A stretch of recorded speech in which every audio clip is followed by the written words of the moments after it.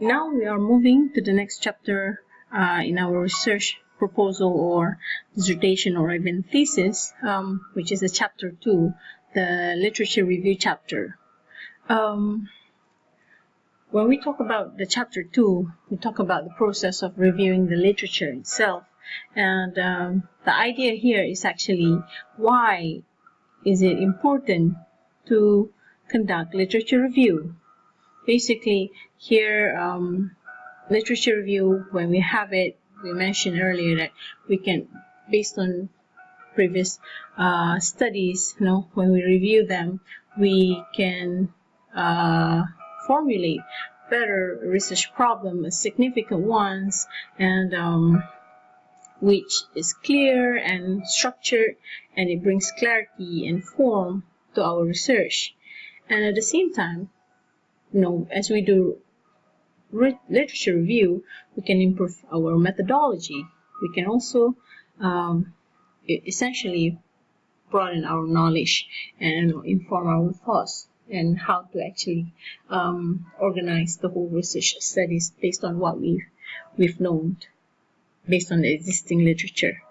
And it is also important to know the procedure for reviewing and also for selecting a good literature. And hopefully, based on good sources, we can come up with a good literature review and eventually develop our theoretical framework based on existing theories, and at the same time, come up with a plan, the ultimate plan, which is our conceptual framework, basically, that identifies what variables will be involved in our research and what hypotheses should be made. This is especially for quantitative study. Okay, and that's how important it is, because from reading and analyzing and synthesizing what we've read, we can come up with the framework, the theoretical and conceptual framework, and writing it up and structuring it up, even organizing our literature, also needs to be carefully done in order to come up with a quality one, especially eventually for our manuscript. So what is a literature review? Literature review is the backbone of research. Without literature review, there's no research. We won't be able to formulate research question, research problem, and even methods. We don't even know what existing methods available for our particular research ideas. So basically, a literature review is a text or a synthesis of scholarly paper or articles of a particular topic. And in this text, it will include current knowledge, what has been done, and what do we know about previous studies, and what are important findings from these previous studies, and how do the previous studies contribute in terms of towards the theory and towards the methods. What can be done further, or how the existing theories could be actually maybe revised or improved or even strengthened. So it is important also to know that literature reviews are secondary sources. It is actually not an original work of us. So we've reported what's being done. So the one to inform our current research, our work, and we definitely use literature for we find literature from academic journals or scholarly published articles. Earlier we said that published reference journals, unpublished technical report, or even students' dissertation or thesis, and it is important that we don't confuse literature review with book reviews. These are two totally different things. Okay, so what are the components of literature review?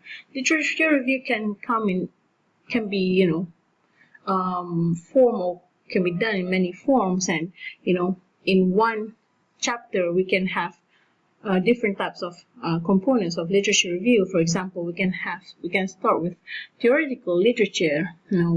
What's the definition? What's known? What are the existing theories about? What people say about this particular ideas and what theories support it. So, this kind of literature we get to know, and we can come up with a theoretical literature. And as we read further, we can eventually analyze or synthesize best practices literature, in which we start to understand how organizations or group of organizations have solved certain problems in the past, and how successful, to what extent it is really successful. Is it like very, very significant, very what we call it, very significant, or just negligible success is, it is significant but it's successful, but it's not, it doesn't make any what do you call it, any improvement, or the research has been successful, but it could be something very trivial. Okay, and then we can see like what are the models that are being practiced in the professional fields. We get to know what types of intervention works, what activities that will produce certain desired outcomes. Basically, for example, if we are interested in effective teaching methods to teach grammar, we look at the literature and find out, okay, what are actually what did researchers do to actually teach grammar effectively? What are the intervention methods? Maybe they use some online activities, or they even use different teaching methods or approaches, So this kind of thing that we want to know what's being practiced, and maybe how can this intervention be improved or even be modified, or to maybe combine between interventions to come out with a more powerful intervention. And it could be empirical research literature, just summarizing what are the results from the past. Okay, now we're moving to the theoretical framework.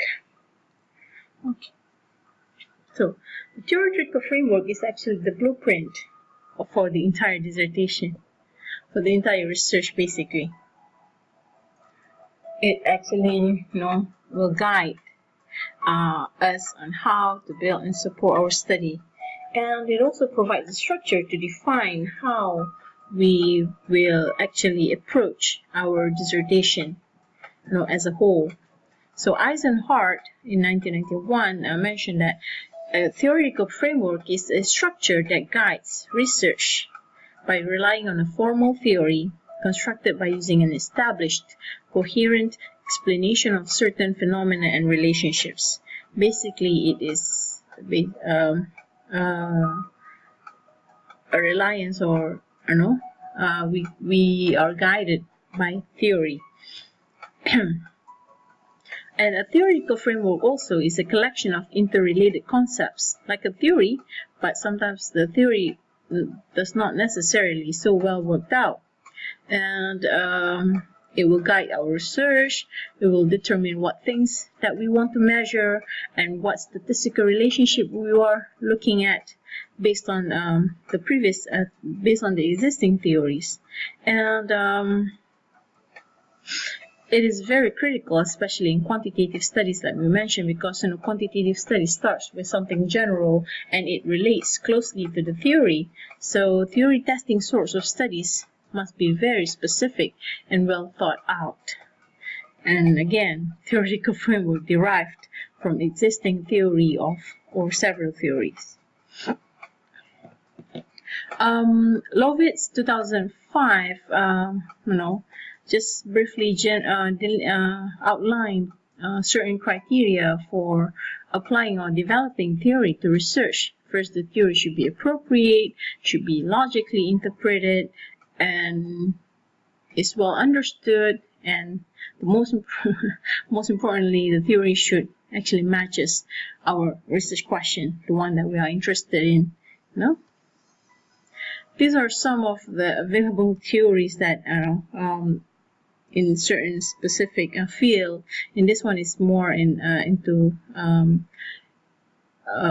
language teaching, language testing, second language testing. And this is theory of how the perspective changes, this communicative language ability framework changes, from 1990, and where it's founded by Bachman, and then, in 1996, Bachman and Palmer, some kind of refine the model, the CLA model, and in 2010, they further refined the model or the theory into a more reciprocal language use. And we can see here how the theory changes, and but the idea still roots down to Bachman 1990. And when we talk about, if you notice here in this, it starts with the knowledge structure. One of the components of CLA is knowledge structures, and in every model, the knowledge structure retains. For example, this is a topical knowledge here, and here also they still retain topical knowledge. Basically, here they put it in terms of how things are interrelated, and then they actually put everything in context there, in order to have the ability to communicate in second language. Means a student, this is a brain, need to have topical knowledge, language knowledge, and personal characteristics, and at the same time this should be used strategically. And now, instead of one brain, say, okay, you want to communicate, so it should be actually an interaction. So instead of one brain, they come up with more brains, and this is getting more refined, and the interaction is clearly shown here. So as we say about language knowledge here, we can see even we can base our theoretical framework based on the one component in CLA. For example, the language knowledge itself.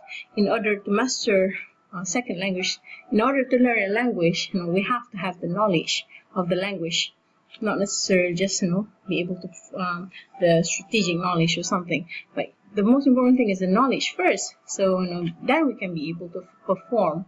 So these are the things that we Bachman and Palmer argue, like first we have to have organizational knowledge, and within the organizational knowledge we have grammatical knowledge, we have textual knowledge, and so there goes the classification of both knowledges. And then we also have pragmatic knowledge, how to use it, functional knowledge, and then the second knowledge under the pragmatic knowledge is the social linguistic knowledge.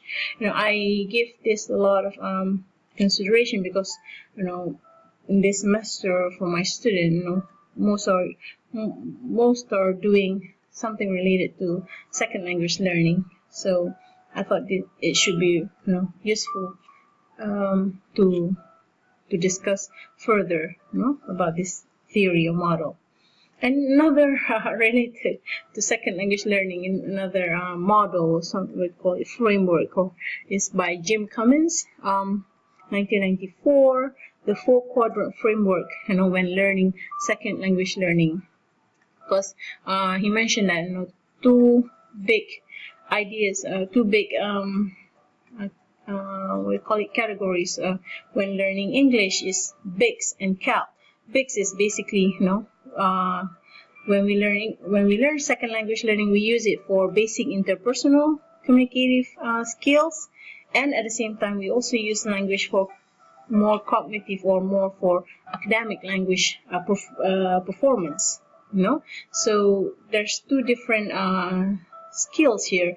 First, second language learners learning that we use to communicate or interact normally, and usually is easier, cognitively undemanding, and more context embedded compared to CALP, which is more cognitively demanding, the language that we use in formal formal usage in more academic context, and the context is more reduced.